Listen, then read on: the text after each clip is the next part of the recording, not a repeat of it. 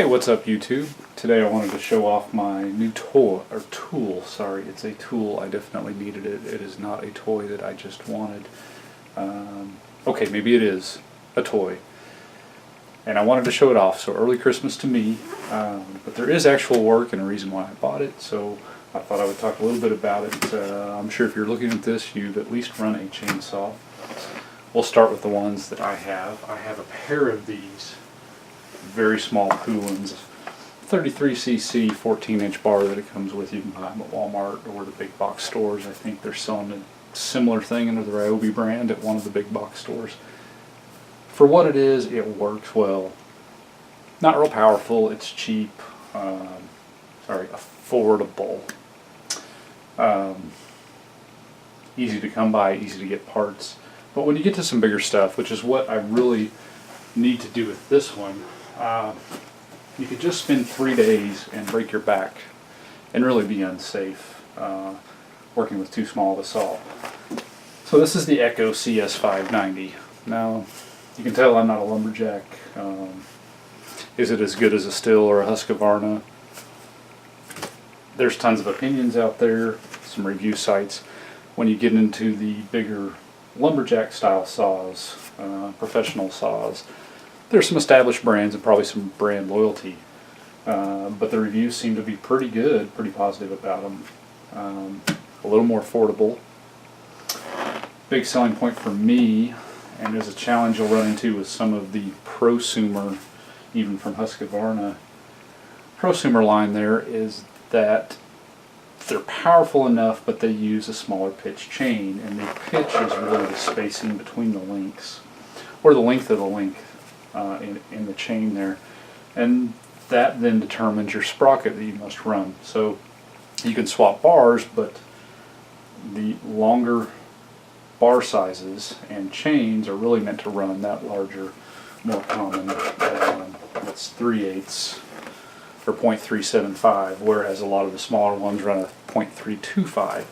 So you may only ever be able to go to a 20-inch, which even a 20-inch on this small one is probably too much for its power level. But if you step up to a 40 or 45cc prosumer type one, they may throw the word pro on there and it still comes from the home store. It's not really pro. So this one comes with a 20-inch bar. It is the Tudor, I believe is they're calling it, CS-590. You can go up to a 27-inch bar in the Echo brand, or a 28-inch bar from Oregon, the aftermarket company. Relatively straightforward, just like a typical chainsaw. This is something that probably worth mentioning. These are dangerous, can be if you misuse them. There's potential with this much power, this much energy, very sharp chain, for things to go very wrong very quickly. If you have any uncertainty at all, go talk to someone. Certainly read the manual. Things that are a must: eye protection, hearing protection. Things that are definitely highly recommended, and this will be anyone you talk to, or certainly anyone at any of the stores. Hand protection, good gloves, Kevlar gloves preferably, chaps. If this chain were to snap here while it's at full throttle, that is a lot of mass, very sharp. So sharp will cut you, moving fast will cut you, but the mass of it, or the force behind that, is going to just magnify the damage. It's going to be a whole lot worse than a smaller model. If you're doing things right, keeping it lubed, keeping it tight, checking it like you should, you can certainly reduce these risks. Same could be made, point made about a car. If you maintain it, drive it appropriately, the risk is much smaller. But if you don't maintain it and try to run 95 recklessly, your risk is going to go up. And of course, as the speed goes up or the size of the vehicle goes up, potential damages get, a little bit higher or increase there. So basic notes: when you get to a saw this big, decompression button, very tough to hand pull a motor this size with full compression on it. I think most riding lawnmowers nowadays are electric start only, but if you've ever had to hand start one that had the backup pull string option, you probably didn't even notice. Those have an automatic decompression on, say, like the Briggs & Stratton. If you watch, what is his name? Terrell Fixes All, Pterodactyl. He's pretty funny. He's got some good videos actually tearing down and showing how that decompression works on the Briggs. What are those, 12 horsepower and up? It has to work even for the electric starter as well. He talks about and shows why valve lash on that prevent that from working if that lash is out of adjustment, and how to adjust that. But something small like this does not have the automatic, it's got a manual. You push it in before you pull. Once it fires off, inertia then releases the decompress, and you're back to running full steam, full compression. Not a whole lot else to it other than it is a chainsaw. We're going to take it out and run it, and if time allows, I'm going to show you why I bought this larger saw. There are a couple of larger trees that I need to take down. We had, myself and some buddies a while back, actually attempted to use a 50cc Husqvarna and a 50cc still to chainsaw mill some oak, and they were a bit small. Oak is a very hard wood. We were cutting 14, 15, 16 inches across. It was definitely a load on the saw. It took a good long time. We had one of the Grandberg mills cut a couple of slabs, gave up on it, and said it's just not worth it. If we get into some soft woods, maybe it might be a little better. But that's not a thing to make a living. That was a hobby on the side, something I always wanted to try. So I can at least say I have tried it. But I did buy this. It's a 59cc, 59 point something. We might as well call it a 60cc class. With the idea that not only did I need a bigger saw for the current job, but it's big enough while staying affordable enough that I could try the lumber milling again if I have the time and the energy. Go buy a chain and a bar for that and give it a go. If not, it's still small enough that I can use it, handle it easily. There's a huge jump when you get between around 60 and 70cc, and anything larger, the price just goes up astronomically very quickly. And those are going to be targeted really only at somebody who does that for a living. So that's not me. This is a tool I'm going to need on occasion, and something that at least is big enough it gives me the option by running that common 3/8 or .375 larger chain size there, that I have the option to step up, and big enough to do some small milling if I so choose.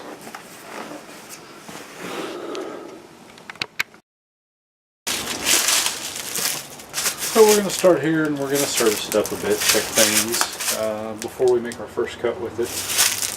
We'll go back to, as I said, about Central Power Equipment there and how great they were. They actually filled it full of bar oil for me, checked the chain tension, set it right, put gas in it, did a test start, said, hey, are you going to run it today or will it be a while? If it's going to be a while, we'll drain the fuel back out so that it doesn't sit. Gosh, how great. So really, it's pretty well ready to go. They've already tested and serviced everything for me. I double checked. We get the bar oil here, and we'll bring it a little bit to you. And you're going to want to set this down and tip it over.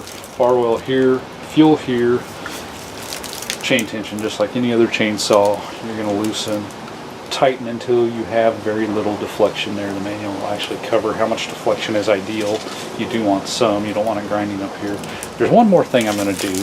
There's a little grease port up here, and this is for the nose sprocket. This is not your drive sprocket. This is just to keep the chain on, but we're going to grease that. Really, in use, once we get going, there should be enough bar oil in there to keep that oil, but I'm going to grease it there just to start out for our first cut, and probably every time I go to use it, I'll throw a little fresh in there.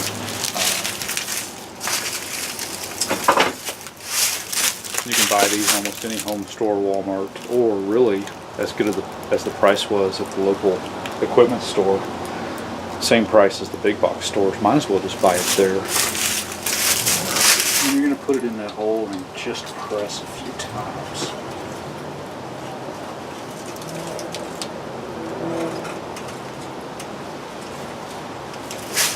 And I see some grease coming out around the chain, obviously, as my hand backed it up. If you can see that there, got on my hand. So now I've got a good amount of grease there. I could turn this just a bit. We'll work that around.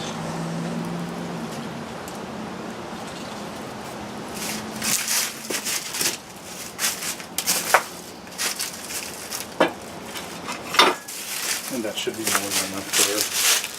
I'm also going to get some safety gear, and I'm not demonstrating everything that you should use. Really, ideally, you should have a full face shield, chaps, Kevlar gloves. I'm going to wear some plain gloves. I'm going to wear safety goggles, hearing protection. This is going to be a quick couple of cuts. Really, if you have any questions on safety, you should really go talk to someone, read the manual. There's plenty of info out there. Again, though, disclaimer, I'm not demonstrating everything that you should do to be safe doing this. So I went ahead and I started both of them up, got them warm, make them a little easier to start. The Echo is new. We'll see how it does over time, but it was incredibly easy to start. One pull-on choke, it sputtered, died. I turned the choke off, started it back, set it idle, kicked the fast idle off, and it just sat there and purred. The coolant has always been a bit finicky. 3 or 4 pulls at full choke, it'll sputter once. Put it to half choke, start it. If you don't baby it,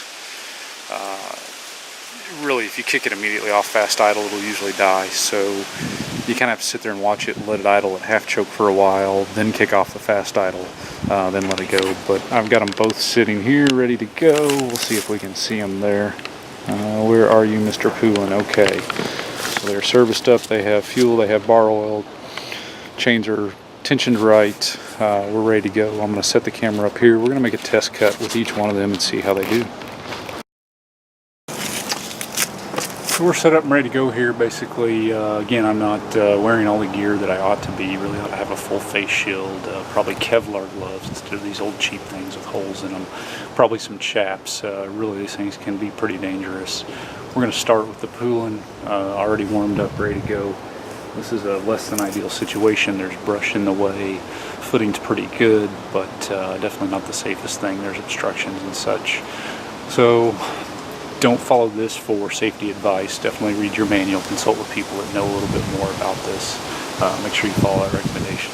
I'm going to put my hearing protection on. I'm going to start it up and we're going to make a cut.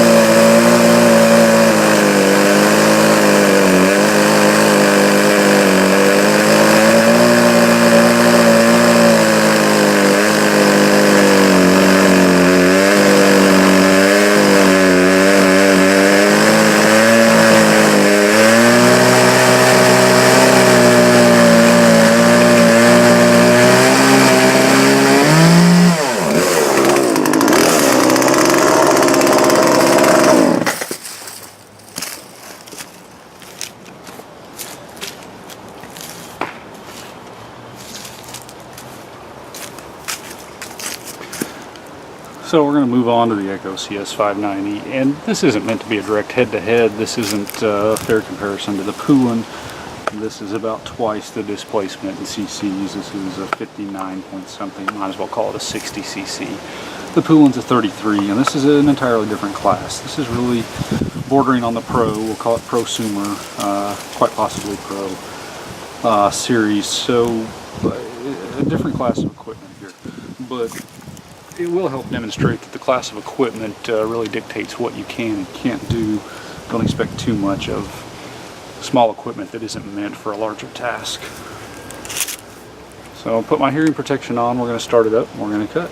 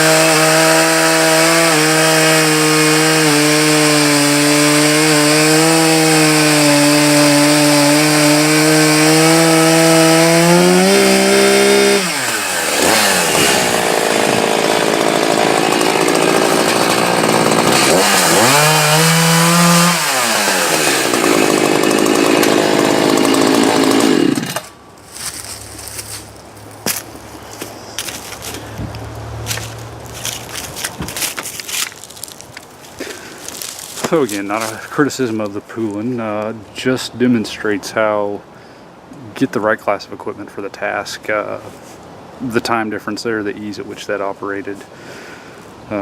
If you're going to do something small, the Poulin's fine, it will work. Even some of their bigger ones may be a little more up for the task, but when you start getting into something big like that, you really need to move to bigger equipment to make it effective. So one more thing I wanted to talk about, and this really didn't start out as my intention at all, but was so impressed and presently surprised with the equipment store where I bought this that I really thought that they deserved something said. You can buy this saw. This is the Echo CS-590 from the Orange Big Box Home Store. Have not seen it listed in stock. It's a order online, have shipped to store, delivered to your home. For the same price I bought it locally, and went in and had a good conversation with a pair of guys that know a whole lot more about this than I do. And they were very pleasant, very reasonable, definitely not, we've all been, whether it's power equipment or anything else, you go in and talk to someone and they act like it's a privilege to talk to them and they know so much more than you. Definitely not the case with these guys. So easy to talk to, so helpful. Central Power Equipment, they're on North MacArthur, just north of Northwest 39th or Old 66 in Oklahoma City.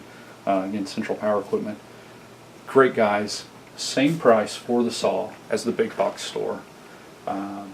They're running a Christmas deal, threw in an extra chain for free.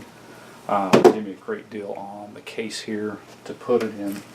No pressure on the sales, they have all the stuff there, all the advice, and I was just so impressed talking to them that I really wonder why I ever considered buying from a big box. I have been to other, and maybe that's kind of gave me a bad impression, some other equipment dealers that really have a crummy attitude. If you're not in here buying parts for a $9,000 Skag mower that you bought from us, or you're not a professional in the industry, we don't want to talk to you. And they were so not that way. They were definitely not that way. They did talk to me at my needs. They carry steel as well, which is quite a bit more expensive.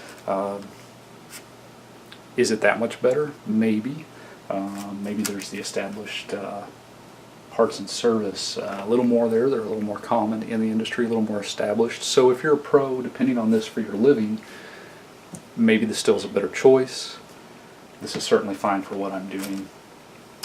And again, they were just so great on that I really thought they needed a shout out there. So they ended up cutting me a great deal on this case to put it in. Again, $400 saw, not that bad, but it's not disposable, right? Like the little $100 Poolin. So I got the case. I picked up some of their pre-canned fuel. Definitely not a have to, and they didn't push it. But it's getting tougher and tougher to find ethanol-free gas or low ethanol gas when you need it. Definitely don't want to run ethanol. I believe the manual states, and you need to read it, not only for fuel and service requirements, but also for safety. I believe it states you can run up to 10%. I'm going to try to avoid that if at all possible, but realistically that's getting near impossible to find. So the premix comes, it's a 93 octane, which again is tough to find besides the ethanol free. It is ethanol free, high octane, premixed with oil. You're going to need some bar oil. Here's the free chain they threw in. I went ahead and picked up some two-stroke mix oil, so when I do get a hold of good gas I can mix my own. Definitely going to be cheaper. The pre-canned fuel is not cheap, but again, you know what you're getting. You know you're taking good care of the saw, and I'm not going to run a whole lot of it through it. Hopefully I don't have to do that much work with it, but we'll see what the future holds. There may be more work than I can keep up with. Great little case. They hooked me up with all this stuff. Again, no pressure from them, friendly suggestions and advice, and it was very much appreciated and very refreshing to get that here. So again, I bought this from Central Oklahoma Power Equipment, old Highway 66 at North MacArthur in Oklahoma City. You know that is 39th Street, Northwest 39th. They're just north of that intersection, kind of behind a restaurant. You really can't miss them if you look them up.